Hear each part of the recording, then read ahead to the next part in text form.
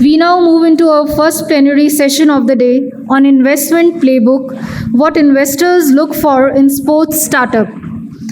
May I invite our session moderator, Mr. Sagar, Singhal, Associate Vice President, Amity Innovation Incubation, to join us on stage.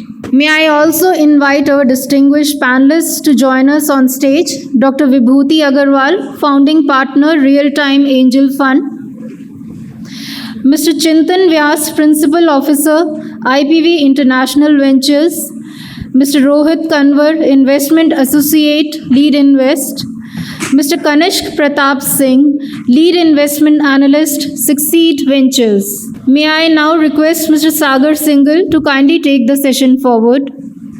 Thank you. Good morning, everyone. I'm Sagar. I work at Amity Innovation Incubator, and I'm looking after their incubation cohorts as well as the investment portfolio, which now reaches a number of beyond 130 through the different investment vehicles that we've done. Today's session is from the perspective of VCs that we have with us, and the idea is to look more broadly in the investment ecosystem and see what VCs look particularly in sports startups and how they take their investment decisions. We'll start with a very quick round of introductions of the panelists, which they can start. I would request Vibhuti ma'am to start first. Very good evening to all. I'm Vibhuti Agarwal. I'm General Partner at SEBI-approved Cat1 Fund. We are an angel fund and we invest into startups at the early stages, coming with a check size of 50 lakhs to 10 CR. So we have invested into more than 100 startups till date, and we are happy to participate in the emerging startup ecosystem of India and to add value to it. Thank you so much. Chintan sir from Inflection Point Ventures. Yeah, hi. Good morning, everyone. Good to be part of this event today. I represent one of the India's leading angel investment fund called Inflection Point Venture. We are a Category 1 fund where we focus anywhere from pre-seed to pre-series A kind of investment. Can come up with as low as around 100K, can go up to 2 million. Love this particular segment also. Have already done 3-4 investment, one more in pipeline. So very bullish about how this sector is going to pan out in India, and we'll talk more. I think that's been the journey of IPB, where we have already done more than 250 plus investment across various sectors. Love backing the founders who hustle to kind of think out of box where we can also create a value with them. Yeah, thank you. Kanishk from SucSeed. Thanks everyone, and extremely pleasure to share this room with such a great, wonderful audience. So I'm Kanishk. I lead the investments at SucSeed Ventures. We are from Hyderabad, a Cat1 angel fund, like similar to IPB, but we have a check size starting from $100K going up to $5 million. We specifically look into pre-seed, go up to Series A. So we have a portfolio of around 80 startups, and we are very happy in sports tech. We feel that whatever is getting built in grassroots level of sports in India is very much required, and we are very bullish about it. So happy to share whatever learnings I have, and thinking of learning too much from this room. Thank you. Rohit from Leads Invest. Yeah. So hello, good morning everyone. I am Rohit Kanwar. I am from Lead Invest. We were earlier known as Lead Angels. We have recently rebranded to Lead Invest. Our fund is based out of Mumbai. Started investing from 2012. Our fund, I have joined this fund 1 year ago. We are a Category 1 angel fund, and we invest pre-series A investments across the sectors. Sports is a part of it, but yeah, happy to be here, learn more about sports, to be more sensitized and to have more information as an investor in the sports industry. Thank you. Welcome, panelists. So let's start with the first question, a very basic question of sports as a sector.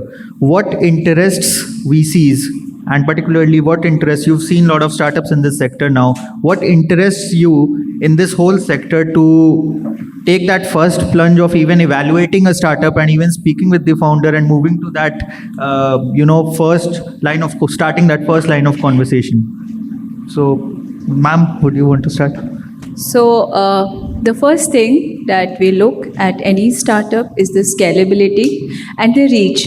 So, as Pullela sir has already mentioned that the sports, it should reach the masses and it should be approachable to any of our, and we should take advantage of the demographic dividend of India, because we have a young population, and any sports tech, any sports company which is able to make sports appealing to the masses and make it useful, make it easier, make it approachable for them to participate in sports and improve their fitness or interest or anything. So anything, any startup, any idea which promotes that, scalability, because we have a huge population and that is our strength as well.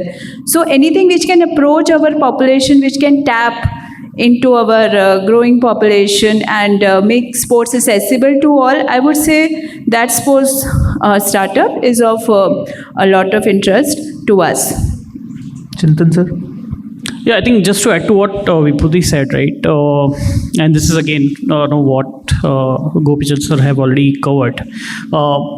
Across India, tier 1, tier 2, tier 3, right, in last 1 decade, right, apart from the tailwinds where government has pushed a lot of initiative from their side and have been making investment, the landscaping of the entire sector has been beautifully carved out, right, where we understand as VCs that, okay, there is no single big player who is going to take everything. Whether it's a very deep coaching or training, there is a specific sector of startup who are coming in, including where they are competing with the likes of Padukan Academy or the other national level academy. On the other side, you have certain players who are very specifically focusing on having owned or managed infrastructure, providing the coaches. On the other side, you have certain startup who are just making platform where you just pay and play any sports that you want to pursue. All in all, focusing on a physical health education and the aspiration which today's youth or adults are carrying, right? And that is something which we are seeing at the grassroots level also, where we have seen a couple of startups. One of them where we are also investing is very grassroots level basic infrastructure that is being addressed. And that kind of gives us very clear visibility as to as a VC how do we want to go and back these startups with 250 million kids also, let's say, right, where a grassroots level training coaching has to be provided to them at school level. How better we are utilizing those infrastructure which are available, whether we are able to handle the entire value chain there, specifically making sure that they have the required skill set in terms of coaching which is available to them, where right from a beginner level to a professional career, that is now more of a visibility, right? There is no more a mindset in the mind of parent that, okay, education is the only first thing. My kid can go ahead and from a physical education perspective pursue a particular sports and make a professional career out of it, provided there are so many private leagues which have been now running across, apart from cricket, that we had seen earlier, right? So I think all these things gives us very clear visibility that yes, this is something where youth is going towards, and very important to back such startups who are solving it for them across various mediums. And I think that's what we want to back. Technology is something which is coming up really fast. At a grassroots level, district level, state level, we have seen startup who are just managing the data analytics very beautifully. It's no more an IPL game. So I think these are the things which we see as VC, and that kind of tells us that yes, we should go ahead and back startup in each of these verticals. Kanishk? So I'll just build upon what Chintan said and borrow a few words from Gopichand sir. As he said, grassroots level developments, and that is what we also feel. So I'll just bring a small story of, I'm a big cricket fan, have played decent amount of professional cricket. When we were looking back into the data, We found out that, in the Ranji Trophy, which is the most privileged domestic tournament of Indian cricket, Mumbai was one of the leading team in the Indian ecosystem. Like if you look into the records from 1950 to 1975, they were the only winners. Like you will see the names, and we just thought why was this case? And again, the everything boils down to one point called grassroots level, infrastructure, where other cities lack that a thing called turf wicket. Mumbai had turf wicket in every particular lane. Like they have 3 different fields, maidans and everything. And that again brought us to think about it, in a country like India where you have a population of 1.4 billion, it itself is a moat for us. You can't be sitting at in Olympics level, you can't be sitting at just few medals. And what is the problem? Do we lack talents? No, definitely not. We lack the infrastructure that needs to provided to these young kids, those underprivileged kids who can actually bring it up. You look into the IPLs. What they have done, they have brought players like Rinku Singh, who's coming from a remote village of Uttar Pradesh, now sitting in the Indian team. So the entire sports value chain, like Chintan said, in the entire sports value chain, we see a lot of companies building only for the bigger ticket sizes, like all for the platforms which provides a lot of platform which provides access to large ticket sizes, elite players. But we felt that grassroots level is something where things are lacking. And if you now see into the VC ecosystem, everybody is gung-ho on banking or backing the companies or maybe the startups which are solving on the grassroots level, whether identifying players, talents, putting them on a platform where world can see them, building infrastructure where they can train. And this is how we are seeing a lot of evaluation and evolution happening across. And we all VCs are in the similar value chain. We are sitting very down onto the pyramid as of now, looking all our scopes out there, fighting with each other to getting all the deals that are building onto the grassroots level, which is trying to bring the actual and real potential of India up to the ladder. And that's where we are all very bullish about. So if you're anybody who's just trying to replicate what somebody else has done in this bigger ticket size, this is not the right time to build for that. If you're somebody who's trying to solve out for the grassroots level sports, where you want to facilitate and bring this initial talents up to the ladder, that is where you have the right game going on, and that is where we as a VC are bullish about. Rohit? Yeah, so a lot has been said already. I'd like to just mention that sports founders are very passionate, right? They have a cause that they want to rally behind.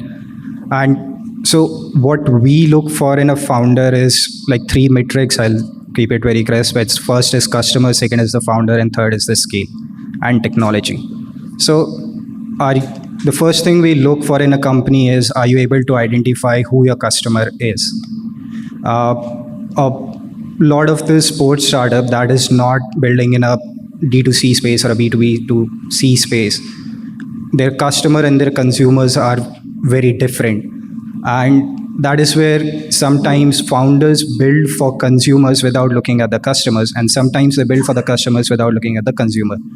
So marrying these 2 concepts is very essential for the founders when we are looking at that. Second is obviously the founder, because if the founder, sports is an industry where even the VCs are not very educated on what we have to look at, how do we have to look at. So founder has to be the guiding light even for us to educate on most of the aspects. They have to enlighten us that this is what it is in sports, and have to tell us in the terms on what we understand. And third is scale and technology. So I understand that there are a lot of founders that are building academies and a lot of founders that are doing things that are very capital intensive. What we look for is scale and technology, where technology can be a part to scale up the process very fast and efficiently. We are proponent of founders that are using tech in some manner to augment the incumbent players that are already in the ecosystem and not to replace them. So yeah, that's the 3 or 4 things that we look at. Thank you. Chintan sir, at Inflection Point Ventures, you have a very vibrant portfolio of sports tech startups and generally sports as a sector. You invested in 3 or 4 companies. Can you talk about some of the companies, what they are currently doing? What is the exciting? What was initially the exciting point which the IC felt that this particular startup needed that kind of backing? Was it a long term vision? Was it something which was very exciting in the current conversations that happen in the country around, the things that we've talked about, increasing accessibility, etc. So what was that trigger point of actually taking that plunge and investing in 2 or 3 of your key portfolio startups in the sports sector? Yeah, so couple of them are very different in respective sector what they do, but one of the name which we always backed and has been doing tremendously well is called Hurdle. Right now, what they are is basically a pay and play platform. Right, when they initially started. See the stage at which IPV invest, which is an angel investment, right? When Suhail came up with this particular idea to one of our founder, right? We had invested a lot about understanding his own vision, passion about why he wants to build something like that, and what is he thinking about it, right? The problem statements were very clear. There is an obesity, there is a definite need of pursuing a sports, getting fitter, having healthier options for sports to be followed by adults, by kids. How do you discover nearby academies who can give you those options? And that was the simple idea with which Hurdle came in, and we kind of backed them earlier. And that they kind of build it from there. Currently, very recently, they are doing a large round again, right? And the simple idea is that how quickly you can penetrate with technology, how you are able to build the relevant ecosystem around it, at the same time becoming an asset light, right? You are only investing in technology, infrastructure is being taken care by somebody else, and again, unit economics is making sense, and the best thing which you are doing is ensuring that the critical academy of each and every sports in your city is being covered by them, and they are present there, right? Any new sports like pickleball also was brought in and got a huge success, and then they are able to accordingly match the prices as well. So all in all, something very simple like a pay and play has been a great hit in tier 1 towns. At the same time, one of the startup called Flow Sports. What they were doing is having both managed and owned infrastructure to go ahead and capture the relevant private academies, getting into long-term contracts with them to make it available with the required supply chain. And when I say supply chain, nothing but relevant coaches, right? So they went out, identified the coaches who can work with a kid, who can work with an adult for them to pursue a I'll not say career, but a very decent concentrated effort in their respective sports, right? And that's how they have been able to now run a profitable business for almost 2 years now. Again, with a healthy unit economics and very, very focused approach where they know that we need to tap each and every fitness center or the academy, even if it means of school after the school hours, for them to run those academies with the required coaching staff available to just help people pursue their physical activity, right? So these are the simple idea business which we have seen. Couple of such startup. One of the startup that we are now coming up with an investment are dedicatedly focusing on tier 2 and tier 3 cities where they are tying up with schools now. Again, a very grassroots level problem which they are solving, where they are now focusing to utilize the unutilized infrastructure of the school, right? The curriculums of sports are outdated. They are just tying up with the schools, making those curriculums for each and every sports, making sure that they make it very big.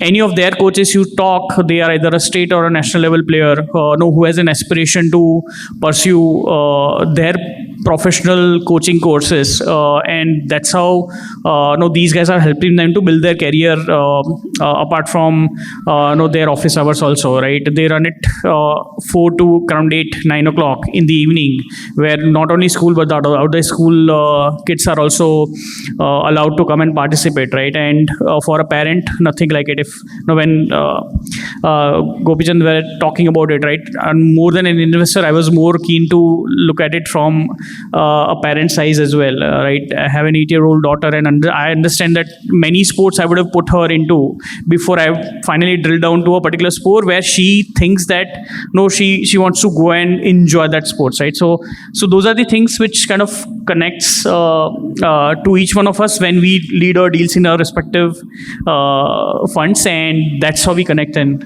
go. Let's very quickly talk about Huddle again, because you mentioned that it is in the midst of raising another round. How long back did you invest in Huddle? And just purely in numbers, what has been the journey, the growth journey of Huddle, that it is now reached to a level where it is doing another round, so subsequent round? Correct. So I think, we invested them somewhere in 21, right, in the middle of COVID, right? And from there, I think they have already done almost 4x of kind of growth, right? Doing very strong, have been able to penetrate across tier 2 cities now also. And that kind of tells you a very clear visibility of the execution capability of the founders as well. They understand exactly how they need to tap each and every academy, right, to be listed on that platform, and making sure that they are able to get the consumer in with a very bare minimum marketing as well, right? I think, that's the fundamental which we have seen with Huddle going very, very, very clear. And one of the things which I have also seen is that you need to have the founders who are complementing each other, right? So one of the guy who is deep rooted in operations, the other guy has a technology background which kind of helps them penetrate faster, get the required onboarding also done, right? And that has clicked beautifully for them. Yeah. Kanishk, I believe before donning the hat of a VC, you were also a sports founder. Would you want to talk about that part of your life? What were the challenges you faced then? What was the company that you had founded, and how was that transition from being a founder to the other side of the table of being a VC and now evaluating sports startups? Yeah, definitely. So as I said, I had been a sports person, had played under 16 professional level, cricket from Uttar Pradesh during my school days, my college days. And when I was passing it through, then I realized that, there were a lot of sports and gaming and these sort of things were going on. And you might all agree on the level of like PUBG that everybody was playing. So we felt that why not to, maybe bring PUBG at a level, because all the kids were there, like they were playing it. They had a passion about it. It's not just only about like, sticking to your mobile phone and doing it. And we felt that, there are people who are enthusiastic about it. They want to make career out of that. They were going and, participating in a lot of international level of tournaments. And that is where I built a company called Mercenary Esports. So that was more or less like identifying the young age kids who are interested in esports, and then making a team out of that and taking them onto the international level to participate in different sort of tournaments across the globe. And we did pretty much good into that as well. But going forward, this Indo-China conflict came in during the COVID time. It was and then the blanket ban on the any Chinese app. One of the PUBG was one of the holdings of the same Tencent games. So ended up like the entire game segment went on to be a blanket ban, and then that's where we decided to take it down, close the operations. But that inspiration didn't stop there itself, and then I went on to I joined another VC firm which was I previously working with, and then after that I took a plunge into building a fan engagement platform which is called Fanverse Games. So ideally what we saw that the way IPL has brought engagement among the fans in India, cricket is somewhat going towards the journey of what your normal club level football goes. So a Barcelona, Real Madrid and these sort of teams are ultra famous. Even we don't have too much of crowd watching Indian football, but a lot of the people watch these level of footballs, and that's what is happening in IPL as well. So we thought that this is the right moment to go ahead and build similar kind of a platform where we can build engagement for franchisee based cricket, especially cricket, and also the kabaddi, the way kabaddi has evolved in India with the franchisee based model. So we thought we'll be building a similar kind of a model, a fan engagement kind of a platform there. I tried a bit here and there, ran out of money, didn't want it to, my family was concerned more into that. So that entrepreneurial part is still there inside me. And that is the entire motive of why I wanted to work either as a founder or in a VC where I can work closely with the founders. So both the things are there, like you closely work with the founders to understand the problem statement, where you can not only support with the fund, but also with the experience and maybe the network that you have built in the industry. Interesting. Rohit, let's talk a bit about access to capital for sports founders. There might be some conversations in the ecosystem, in the VC ecosystem, that it is easier to raise funds for a fintech startup or a SaaS startup or a healthcare startups where the KPIs are very easily identifiable and the scalability prospects are easily identifiable. With sports startups, it might not be right on the face that 2 years down the line, 5 years down the line, a sports startup is going to reach this particular scale. This might restrict access to capital for enthusiastic sports founders. How can VCs navigate that? One, is it true? Second, how can startup founders navigate that? And third, how should VCs be more empathetic towards such startups? Okay, so great question. 3 things to unpack. First, I'll go by the first one. Is it difficult? Yes. Is it comparatively difficult to others? Yes, it is very difficult to raise for sports startups. It's no doubt. We, as a fund, are also part of the problem because we have 120 plus companies in our portfolio and only 1 or 2 of them are sports. That too in sports tech and not traditional sense of sports. We have been doing a lot of SaaS, AI, B2B startups, right? And as you rightly mentioned, the metrics there are very easily identifiable. For sports, the bet has to be on the founder and founder's understanding on the business. See, again, I would like to iterate from the first point that I mentioned, that founders also needs to understand the business. So a lot of founders, when they are building, they get too engrossed with the problem itself, where they do not where the commercializing aspect of the problems come at a very later stage to them. We are a seed stage fund like us needs founder to hit certain milestones, whether it definitely has to be in the revenue or in user engagement, so that we have a chance to be able to bank on that investment that we have made, right? So what was the second question? Second question was, what should startup founders in the sports sector do differently to get that attention from the VC community? Okay, so I'd mentioned that when I came here today for the event, I met a very good fellow here. I made a connection with him. So he's building a community of 40,000 sports professionals, right? And when I was discussing with him the plight that we have from our end, that is not having enough expertise for sports, right? When someone says that we are building this product for physiotherapy, okay, how do we validate that? Do you have done enough trials? And is it really a technology which will be adapted across the country?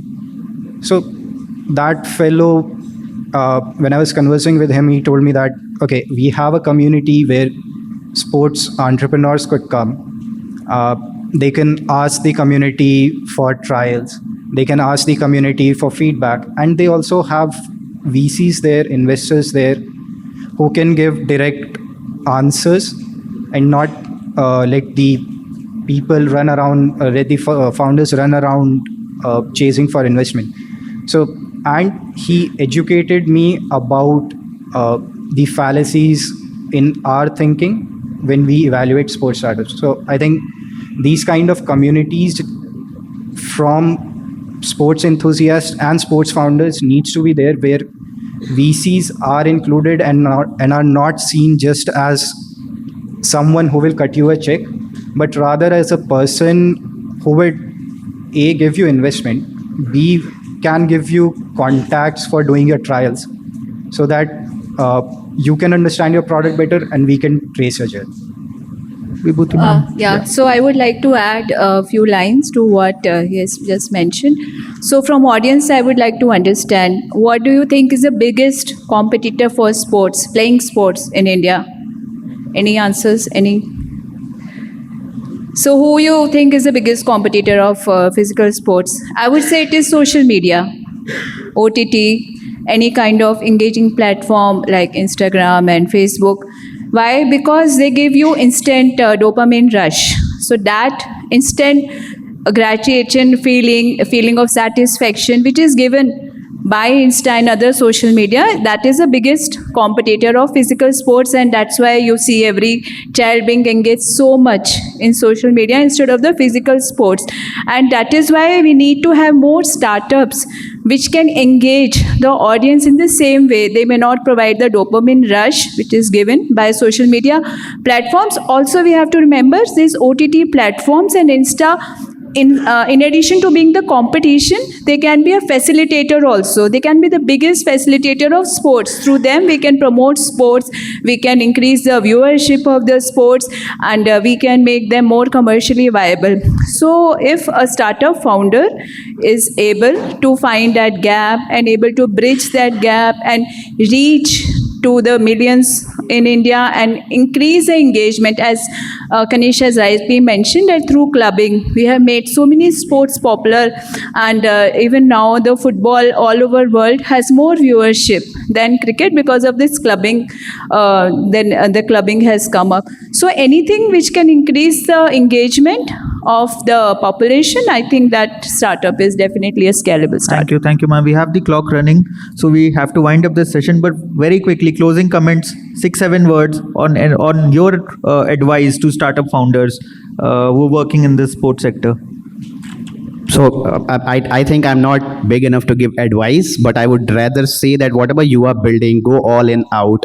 We all VCs from the capital point of view actually are very bullish about this particular industry. All of us has parked a decent amount of money with us so that we can actually back those founders, because not only India, the entire world is looking towards India to become the biggest nation with the sports. As I mentioned in the early statement, that 1.4 billion population is not a joke thing, and you need to definitely bank upon that to build the biggest, largest infrastructure and largest sporting nation out of that. So we are there, just go all out into this. Yeah, I think 2036 we are trying to host Olympic. I think that's the goal. And we have a youth, 1/3 of the population sitting in that teenage bracket, looking for that kind of a support. And founders have all the required arms and ammunition, including capital, from VCs to make something big. So I think that's what I would love to understand. A little bit of capex slide is what I would go for. But I think, landscape has given us a lot of clarity, and across all the required categories, we are bullish to kind of help the founder who are coming with right set of mindset to make it big. Rohit? Yeah, so my advice would be, please be clear in your vision, whether you are pursuing the industry of people who are enjoying sports as a hobby or people who are really serious and professional about sports.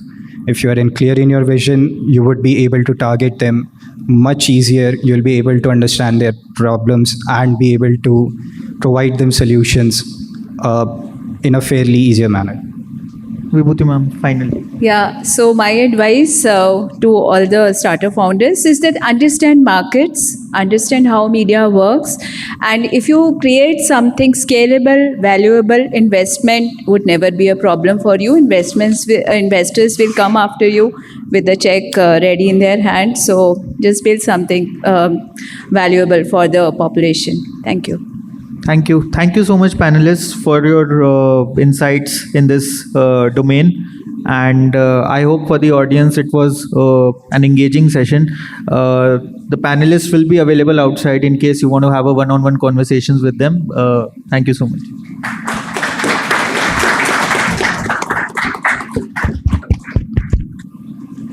Thank you to all the panelists.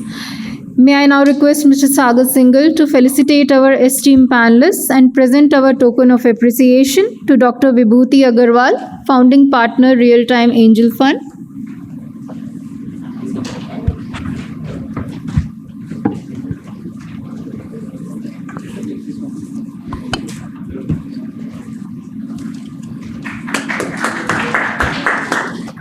Mr. Chintan Vyas, Principal Officer, IPV International Ventures.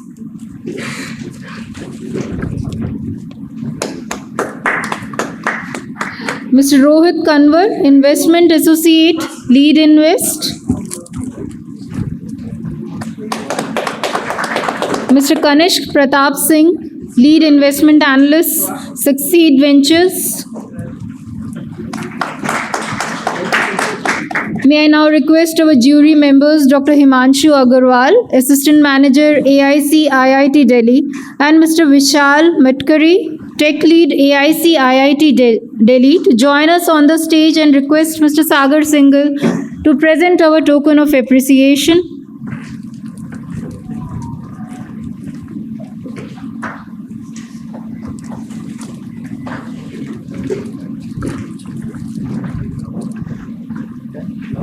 May I now request Mr. Chintan Vyas to felicitate Mr. Sagar Singhal and present our token of appreciation.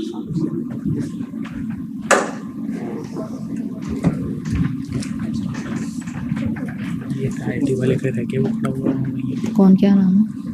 Himanshu, ये विशाल मत करिए, May I request Mr. Singhal to please give token of appreciation to Mr. Vishal Matkari.